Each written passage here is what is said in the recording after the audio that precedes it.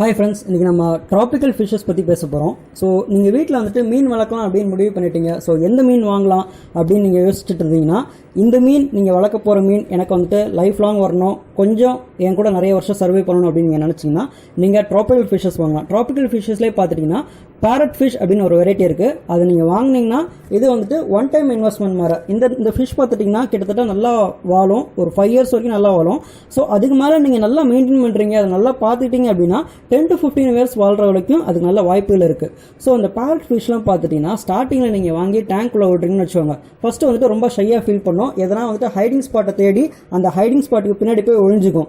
Once நீங்கள் தான் அதோட ஓனர் அப்படின்னு சொல்லிட்டு அதை ரெகனைஸ் பண்ணக்கப்புறம் அது எப்படி ரெகனைஸ் பண்ணும் அப்படின்னா, நீங்கள் அப்பப்போ ஃபுட் போடும் போது உங்களை அப்படி நல்லா பார்த்துக்கும். உங்களோட ஓனர் அப்படின்னு ரெகனைஸ் பண்ண உடனே வந்துட்டு என்ன பண்ணுன்னா டக்குன்னு வந்துட்டு உங்ககிட்ட வரும். ஃபார் எக்ஸாம்பிள் இந்த டேங்க்லோட இந்த சைட்லேருந்து நீங்கள் அந்த சைடுக்கு போகிறீங்கன்னா உங்கள் பின்னாடியே ஃபாலோ பண்ணும். அந்த டேங்க்கில் உங்கள் கையை இந்த பக்கத்துலேருந்து அந்த பக்கம் நீட்டினீங்கன்னா அந்த கை எந்த டைரக்ஷனில் போதோ அதே டைரக்ஷனில் அந்த மீன் ஃபாலோ பண்ணிட்டு வரும். அந்த அளவுக்கு ஃப்ரெண்ட்லியான ஃபிஷ் தான் நம்ம பேரட் ஃபிஷ். பேரட் ஃபிஷ் என்றைக்குமே வந்துட்டு ப்ரீடிங் டைமில் வந்துட்டு ரொம்ப அக்ரெசிவாக இருக்கும்.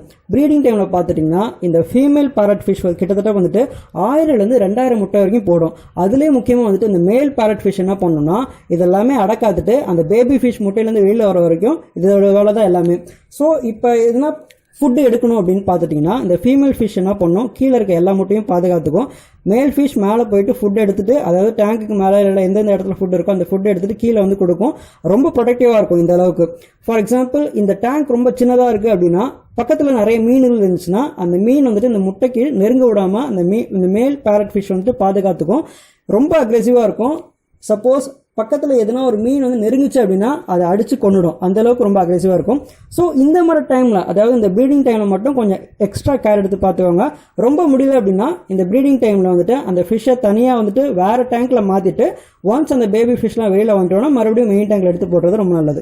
இந்த பேரட் ஃபிஷ்லாம் பார்த்துட்டிங்கன்னா ரொம்ப அக்ரெசிவாக இந்த டைமில் மட்டும்தான் இருக்கும். மற்றபடி பார்த்துட்டிங்கன்னா மற்ற டைம்லலாம் வந்துட்டு மற்ற ஃபிஷ்ஷோட வந்துட்டு ரொம்ப நல்லா பழகும்.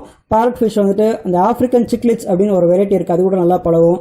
ஆஸ்கர் ஃபிஷ் போட்டாலும் நல்லா பழகும். இந்த மாதிரி நிறைய மீன் வெரைட்டிஸை போட்டால் கூட அது நல்லா பழகும். ஸோ இந்த பேரட் ஃபிஷ் வந்துட்டு நீங்கள் வீட்டில் வாங்கி வளர்க்குறது ரொம்ப எவர் லாஸ்டிங்காக இருக்கும்.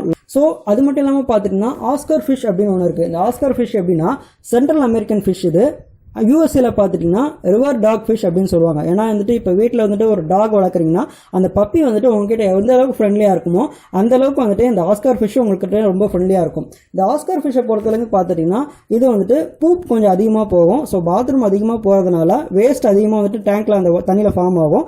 ஸோ நீங்கள் அதுக்கேற்றப்பில் நல்ல ஃபில்டரை யூஸ் பண்ணுங்கள். நல்ல ஃபில்டர் யூஸ் பண்ணிங்கன்னா இந்த வேஸ்ட்லாம் வந்துட்டு ஆட்டோமேட்டிக்காக வந்துட்டு போயிடும். ஸோ அதை பற்றி ஒன்றும் பிரச்சனை இல்லை. பை த வே பார்த்துட்டிங்கன்னா இந்த பேரட் ஃபிஷ்ஷும் ஆஸ்கர் ஃபிஷ்ஷும் வந்துட்டு இம்யூனிட்டி கொஞ்சம் ஜாஸ்தி. ஸோ என்னதான் வேஸ்ட் நிறைய டேங்க்ல வந்தால் கூட அதை வந்துட்டு எதிர்த்து போராடி நிறைய லைஃப் லாங் வாழ்றதுக்கு சான்சஸ் இருக்குது. ஸோ அது மட்டும் இல்லாமல் பார்த்துட்டிங்கன்னா வேற ஒரு ஃபிஷ் டைப் பற்றி இப்போ பேசலாம். African cichlids variety. இந்த ஆஃப்ரிக்கன் சிக்லிட்ஸ் வெரைட்டிலையும் பார்த்துட்டிங்கன்னா சென்ட்ரல் ஆஃப்ரிக்காவில் இந்த ஃபிஷ் முக்கியமாக வந்துட்டு நான் சொன்ன இந்த பேரட் ஃபிஷ் வந்துட்டு பார்த்துட்டிங்கன்னா இது வந்துட்டு இயற்கையால் உருவாக்கின மீன் கிடையாது. இது வந்துட்டு ஒரு ஆர்டிஃபிஷியல் ஃபிஷ். தாய்வான், தாய்லாந்து இந்த நாட்டில் இருக்கிறதெல்லாம் அப்படியே க்ளோன் பண்ணிவிட்டு அதை ரெண்டுமே மெர்ஜ் பண்ணிவிட்டு ஆர்டிஃபிஷியலாக கிரியேட் பண்ண ஃபிஷ் தான் நம்ம பேரட் ஃபிஷ். ஆஃப்ரிக்கன் சிக்லிட்ஸ் அப்படின்னு சொல்லிட்டு ஒரு வகையான மீன் இருக்குது. இது வந்துட்டு சென்ட்ரல் ஆஃப்ரிக்காவில் இருக்கிற மீன். இதுலேயே பார்த்துட்டிங்கன்னா நிறைய வெரைட்டிஸ் இருக்குது. பீகாக் சிக்லேட் இருக்குது, ஹாப்ஸ் சிக்லேட் இருக்குது, எபுனா சிக்லேட் இருக்குது. இந்த 3 வகையான ஃபிஷ்ஷும் வந்துட்டு ரொம்ப கலர்ஃபுல்லான ஃபிஷ். முக்கியமாக வந்துட்டு கிட்டத்தட்ட பார்த்துட்டிங்கன்னா 500 கலர்ஸ் வரைக்கும் இருக்குது. இந்த African chiclets, எபுனா chiclets, hop chiclets இதெல்லாமே சேர்த்துட்டிங்கன்னா 500 கலர் வரைக்கும் தரும். முக்கியமாக வந்துட்டு மேல் பார்த்துட்டிங்கன்னா ஃபீமேலை விட ரொம்ப கலர்ஃபுல்லாக இருக்கும். ஸோ ஒரு 3 feet டேங்க் நீங்கள் வாங்குறீங்க அப்படின்னா ஒரு 9 to 12 சிக்லிட்ஸ் நீங்கள் ஆஃப்ரிக்கன் சிக்லிட்ஸ் வச்சாலே போதும். அந்த டேங்கே பார்த்துட்டிங்கன்னா அவ்வளோ கலர்ஃபுல்லாக இருக்கும். ஸோ இந்த ஆஃப்ரிக்கன் சிக்லிட்ஸ் வெரைட்டிஸ்லேயே பார்த்துட்டிங்கன்னா இந்த ஆஃப்ரிக்கன் சிக்லிட்ஸ் ஃபிஷ்லேயே பார்த்துட்டிங்கன்னா நிறைய வெரைட்டிஸ் இருக்குது. பீகாக் சிக்லிட்ஸ் இருக்குது, ஹாப்ஸ் சிக்லிட்ஸ் இருக்குது, எபுனா சிக்லிட்ஸ் இருக்குது. ஸோ இந்த எல்லா மீனையும் பார்த்துட்டிங்கன்னா அட் அ டைமில் டேங்க்கில் விடும் போது கொஞ்சம் கவனமாக இருக்கணும். ஏன் அப்படின்னு கேட்டிங்கன்னா இந்த பீகாக் சிக்லிட், ஹாப் சிக்லிட்ஸ் ரெண்டுமே ஒன்றா விட்டால் ஒன்றும் பிரச்சனை இல்லை. ஸோ இந்த எபுனா சிக்லிட்ஸ் நீங்கள் விடும் போது பார்த்துட்டிங்கன்னா எபுனா சிக்லிட்ஸ்லாம் கொஞ்சம் அக்ரெசிவான ஃபிஷ். பொதுவாகவே வந்துட்டு இந்த ஆஃப்ரிக்கன் சிக்லிட் ஃபிஷ்லாம் ரொம்ப அக்ரெசிவ் டைப். நீங்கள் அந்த டேங்க்குள்ளே ஃபுட்டு போடும் போதே பார்த்துட்டிங்கன்னா உங்களை நோக்கி அது ஓடி வரும். அந்தளவுக்கு ரொம்ப அக்ரெசிவான ஃபிஷ் இது. ஸோ நீங்கள் எபுனா ஃபிஷ்ஷை வந்துட்டு இந்த பீகாக் சிக்லெட் ஃபிஷ்ஷோட சேர்த்து நீங்கள் போட போகிறீங்க அப்படின்னா அந்த எபுனா ஃபிஷ் வந்துட்டு கொஞ்சம் குட்டி குட்டி மீனாக வாங்கி உள்ளே விடுற மாதிரி பார்த்துக்கோங்க. எபுனா ஃபிஷ் நீங்கள் உள்ளே விடுற மாதிரி பார்த்துட்டிங்கன்னா அந்த பீகாக் ஃபிஷ் என்ன சைஸில் இருக்கோ அதே சைஸில் நீங்கள் எபுனா ஃபிஷ்ஷை உள்ளே விட்டீங்க அப்படின்னா இந்த எபுனா ஃபிஷ் வந்துட்டு அந்த பீகாக் சிக்லெட்டை வந்துட்டு அடிச்சு கொண்டுடும். அந்த அளவுக்கு ரொம்ப அக்ரெசிவான ஃபிஷ். ஸோ நீங்கள் விடும் போதே பார்த்துட்டிங்கன்னா கொஞ்சம் குட்டி சைஸில் விடுற மாதிரி பார்த்துக்கோங்க. என்றைக்குமே வந்துட்டு நீங்கள் ஆஃப்ரிக்கன் சிக்லெட் ஃபிஷ்லேயே பார்த்துட்டிங்கன்னா புதுசாக நீங்கள் வந்துட்டு கடையில் வாங்கிட்டு வந்து நான் டேங்க்குள்ளே ஆல்ரெடி இருக்க ஆஃப்ரிக்கன் சிக்லெட்ஸ் ஃபிஷ் கூட நான் உள்ளே விட போகிறேன் அப்படின்னா என்றைக்குமே வந்துட்டு ஒரு 3 ஃபிஷ்ஷை வந்துட்டு உள்ளே விடுங்க. 3 ஃபிஷ்ஷை உள்ளே விட்டாதான் அந்த டேங்க்குள்ளே ஆல்ரெடி இருக்க ஃபிஷ் எல்லாமே வந்துட்டு புது ஃபிஷ் எல்லாம் ஏதாவது வந்தாலே ரொம்ப அக்ரெசிவ் ஆகிடும். ஸோ ஒரு ஃபிஷ் மட்டும் நீங்கள் தனியாக உள்ளே விட்டீங்க அப்படின்னா ஆல்ரெடி டேங்க்குள்ளே இருக்கிற மீன் எல்லாமே வந்துட்டு புது ஃபிஷ்ஷை வந்துட்டு அடிச்சு கொண்டுடும். ஸோ புது ஃபிஷ்ஷை நீங்கள் உள்ளே இன்ட்ரடியூஸ் பண்ணும்போது ஒரு 3 ஃபிஷ்ஷை உள்ளே விட்டிங்கன்னா அந்த டேங்க்குள்ளே ஆல்ரெடி இருக்க மீனோட அக்ரெசிவ்னஸ்லாம் பார்த்துட்டிங்கன்னா இந்த 3 மீன்கிட்டையும் வந்துட்டு செப்பரேட் ஆகும். ஸோ அக்ரெசிவ்னஸ் கொஞ்சம் கொஞ்சமாக கம்மியாகிட்டு அதுக்கேற்றாப்புல ஸ்டேபிள் ஆகிட்டு எல்லாமே வந்துட்டு கோஆப்ரேட் பண்ணிக்கும். ஸோ என்றைக்குமே நீங்கள் வந்துட்டு கடைக்கு போய் புதுசாக ஒரு மீன் வாங்குறீங்க, அந்த மீன் வாங்கிட்டு வந்து ஆல்ரெடி உங்கள் டேங்க்குள்ளே இருக்க அந்த பழைய மீன் கூட நீங்கள் விட போகிறீங்க அப்படின்னா நீங்கள் நார்மலாக வந்துட்டு கடையிலேருந்து வாங்கிட்டு வரும்போதே பார்த்துட்டிங்கன்னா ஒரு கவரில் தண்ணி ஊற்றி அந்த மீன் அதுக்குள்ளே போட்டு தருவாங்க. ஸோ அந்த என்ன பண்ணுங்க, அந்த கவரை அப்படியே டேங்க்குள்ளே விட்டுருங்க. அப்படியே டேங்க்குள்ளே விட்டாதான் ஸோ அந்த கவரோட டெம்பரேச்சரும் அந்த டேங்கோட டெம்பரேச்சரும் at one point of time வந்துட்டு ரெண்டுமே ஸ்டேபிள் ஆகும். ரெண்டுமே ஸ்டேபிள் ஆனதுக்கப்புறம் தான் அந்த கவர்லேருந்து மீன் எடுத்து அந்த டேங்குக்குள்ளே நீங்கள் போடணும். அப்போ தான் வந்துட்டு டெம்பரேச்சரை அதுக்கேற்றாப்புல அட்ஜஸ்ட் பண்ணிக்கும் அந்த ஃபிஷ். ஸோ அப்போ தான் வந்துட்டு அந்த ஃபிஷ் அந்த டெம்பரேச்சருக்கு ஏற்றாப்புல அது தன்னை அடாப்ட் பண்ணிக்கும். அது மட்டும் இல்லாமல் பார்த்துட்டிங்கன்னா அந்த கவரில் இருக்க மீனை நீங்கள் டேங்க்குள்ளே போடுறீங்க பார்த்தீங்களா, ஸோ அந்த மீன்வாயில் டைமில் பார்த்துட்டிங்கன்னா ஆல்ரெடி உள்ளே இருக்க மீன்லாம் பார்த்துட்டிங்கன்னா இது வந்துட்டு நம்மளோட பிறை கிடையாது, இது நம்மளோட கம்பெனியன் தான் அப்படின்னு சொல்லிட்டு கொஞ்சம் கொஞ்சமாக ரெகனைஸ் பண்ணிவிட்டு ஒன்ஸ் நீங்கள் அந்த கவர்லேருந்து வெளியில் எடுத்து அந்த மீனை நீங்கள் ஆல்ரெடி இருக்க மீன் கூட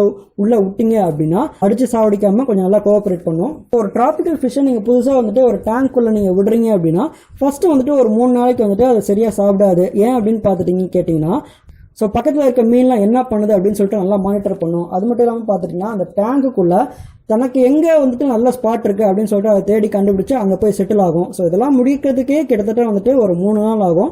ஸோ அந்த 3 நாள் வந்துட்டு நீங்கள் எதை பற்றியும் கவலைப்படாதீங்க. 3 நாளுக்கு அப்புறம் பார்த்துட்டிங்கன்னா என்னோடய மீன் வந்துட்டு சரியாக ஆக்டிவாக இல்லை, ஒரு மாதிரி சோம்பேறியாக இருக்குது. அது மட்டும் இல்லாமல் பார்த்துட்டிங்கன்னா அந்த மீனில் பார்த்தீங்கன்னா ஒயிட் ஸ்பாட்டு, பிளாக் ஸ்பாட்டு, க்ளோட்னா பார்த்தீங்கன்னா வயிற்று பகுதியில் கொஞ்சம் வீங்கி இருக்கும். இதெல்லாம் இருந்துச்சு அப்படின்னா அந்த மீனுக்கு வந்துட்டு உடம்பு சரியில்லைன்னு அர்த்தம். அந்த மாதிரி ஸ்டேஜில் என்ன பண்ணுங்கள், டக்குன்னு வந்துட்டு அந்த கடைக்கு போயிட்டு நீங்கள் மெடிசன்ஸ் எதனா வாங்கி போடலாம். ஃபார் எக்ஸாம்பிள் அந்த நான் அயோடைஸ்டு சால்ட்டுன்னு இருக்கும், அதை வந்து இங்கே வந்துட்டு 1 pinch ஆஃப் சால்ட் உள்ள போட்டாலே வந்துட்டு ஸோ கொஞ்ச நேரத்தில் வந்துட்டு அந்த மீன் வந்துட்டு தன்னோட இயல்பு நிலைக்கு மாறிடும். ஸோ என்னைக்கு வந்துட்டு அந்த மீன் வந்துட்டு சிக்காக இருக்குது அப்படின்னு நீங்கள் கண்டுபிடிக்கிறீங்களோ அந்த ஃபிஷ்ஷை தனியாக வந்துட்டு வேறு டேங்க்குள்ளே மாற்றிட்டு ட்ரீட்மெண்ட் பண்ணுங்க. ஸோ சிக்காக இருக்க மீனை நீங்கள் வந்துட்டு ஆல்ரெடி அந்த டேங்குக்குள்ளே பழைய மீன்லாம் இருக்கும் போது அந்த சிக்கான மீனும் உள்ளே இருந்துச்சு அப்படின்னா மற்ற மீனும் வந்துட்டு பாதிக்கப்படுறதுக்கு நிறைய சான்சஸ் இருக்குது. ஸோ அது குணமாற வரைக்கும் வந்துட்டு வேறு டேங்க்கில் வச்சு அதை வளங்க. அது குணமானதுக்கப்புறம் மறுபடியும் வந்துட்டு இந்த மெயின் டேங்க்குள்ளே நீங்கள் மாற்றிருங்க. ஸோ என்னோடய ஃபிஷ் வந்துட்டு உடம்பு சரியில்லை அப்படின்னு சொல்லிட்டு நீங்கள் எப்படி கண்டுபிடிக்கலாம் அப்படின்னு பார்த்துட்டிங்கன்னா அந்த ஃபிஷ்ஷில் வந்துட்டு ஒயிட் ஸ்பாட் இருக்கும், பிளாக் ஸ்பாட் இருக்கும், க்ளோட் இருக்கும். க்ளோட்னா நான் ஆல்ரெடி சொன்ன மாதிரி வயிற்று பகுதியில் கொஞ்சம் வீங்கியிருக்கும். அந்த ஃபிஷ் வந்துட்டு சரியாக ஆக்டிவாக இருக்காது, ஏதாவது ஒரு ஓரமாக போய் படுத்துக்கும், அந்த டேங்க்கில் ஒரு ஓரமாக அப்படியே உட்காந்துரும். அந்த ஃபிஷ் பூப் போகும்போது பார்த்துட்டிங்கன்னா ஒயிட் கலரில் போகும். ஸோ இதெல்லாமே வந்துட்டு அந்த ஃபிஷ் வந்துட்டு உடம்பு சரியில்லை அப்படின்னு சொல்லிட்டு இருக்கிற அறிகுறிகள். ஸோ அந்த மாதிரி டைமில் நான் சொன்ன அந்த ப்ரொசீஜர்ஸ்லாம் ஃபாலோ பண்ணுங்கள். இந்த ட்ராபிக்கல் ஃபிஷ்ஷஸ்லாம் 3 feet டேங்க்குள்ளே நல்லா ஸ்விம் பண்ணணும். கொஞ்சம் பெரிய டேங்காக இருந்துச்சுன்னா ரொம்ப நல்லா இருக்கும். ஸோ இன்றைக்கி நம்ம வந்துட்டு ட்ராபிக்கல் ஃபிஷ்ஷஸ் பற்றி பார்த்தோம். ஸோ நீங்கள் வந்துட்டு வீட்டில் மீன் வளர்க்கணும் அப்படின்னு முடிவு பண்ணிட்டீங்கன்னா நான் சொன்ன இந்த வெரைட்டிஸ்லாம் வாங்கி வளங்க. உங்கள் கூட வந்துட்டு அது வந்துட்டு 5 to 10 years வரும். ஸோ இன்றைக்கி நம்ம வந்துட்டு என்னென்ன ஃபிஷ் வெரைட்டிஸ் இருக்குதுன்னு பார்த்தோம். ஸோ நாளைக்கு வந்துட்டு அடுத்த வீடியோவில் ஒரு ஃபிஷ் நீங்கள் வாங்குறீங்கன்னா எந்த ஃபிஷ்க்கு எந்த மாதிரி டேங்க் நீங்கள் செட்டப் பண்ணோம், அந்த டேங்க்குக்கு என்ன மாதிரி ஃபில்டர்ஸ் நீங்கள் யூஸ் பண்ணலாம், அதை பற்றி நம்ம அடுத்த வீடியோவில் பார்ப்போம். தேங்க்யூ.